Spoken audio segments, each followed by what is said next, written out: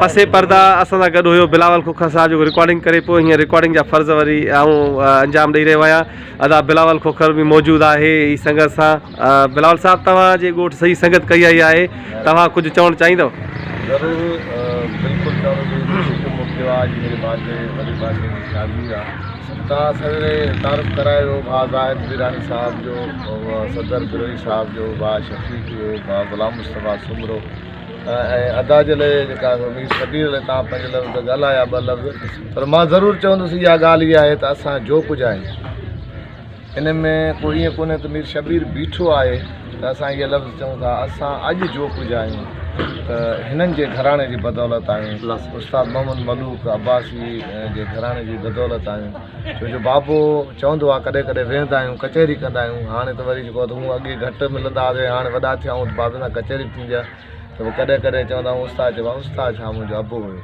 सो हीअ असांजो वॾा घराणो आहे ऐं अॼु मूंखे डबल ख़ुशी थी आहे मीर शबीर आयो आहे। ऐं राति मीर शबीर जी इंतिहाई वॾी कमी थी ऐं इहा शबीर जी हक़ीक़त मोहबत आहे त जेको अचे अवां शबीर कोन आया क्या असां ॻाल्हाईंदा आहियूं सिराइकी मीर शबीर कोन आया क्या। सो ॻाल्हि इहा हुई, हीअ मोहबत आहे हिननि जी। अलाह साईं हिनखे सलामत ख़ुशि रखे, सदाईं आबाद ऐं शाद हुजे। असां हिकिड़ी मीर शबीर खे वरी गुज़ारिश कंदासीं त शादी जो मौक़ो आहे त शादी जे मौक़े जे मुनासिबत सां को असांखे अहिड़ो शेर हुजे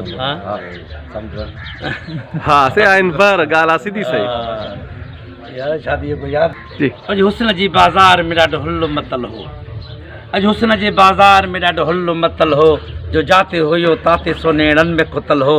मदहोश हुयो हर को होश कंहिंखे कोन हो, मेखानो हुयो बंदि ऐं साकी बि रुठल हो। मेखानो हुयो बंदि ऐं साकी बि रुठल हो।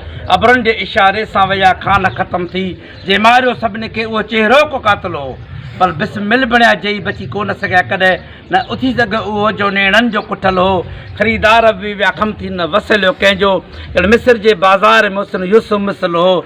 पुरजोश हुया सभई घटि कोन हो कोई, महबूब जी अखियुनि जो जिन खे मंद पीतल हो। पर जंहिंखे न मिलियो प्यार सो बिस्तरे मौत पुगल हो। हीउ केरु आहे हितड़े जो रोए रड़े थो, इहा ख़बर पई मूंखे त इहो बि सूंहं जो सटियल हो। जाप जा जलवा जॾ आयो शहनशाह महफ़िल में, मीर शबीर महफ़िल जो पोइ रंग मटल हो। ॾिसी न सघे केरु पुन तक तरीक़े में, हर कंहिंजो हिजाबनि खां बसि कंधु झुकियल हो, हर कंहिंजो हिजाबनि खां बसि कंधु झुकियल हो। हिकिड़ी शिकायत हिते जंहिं आस्थान ते बीठा आहियूं हीअ असांजो आर्टिस्ट बि आहे अकबर खोखर, उहो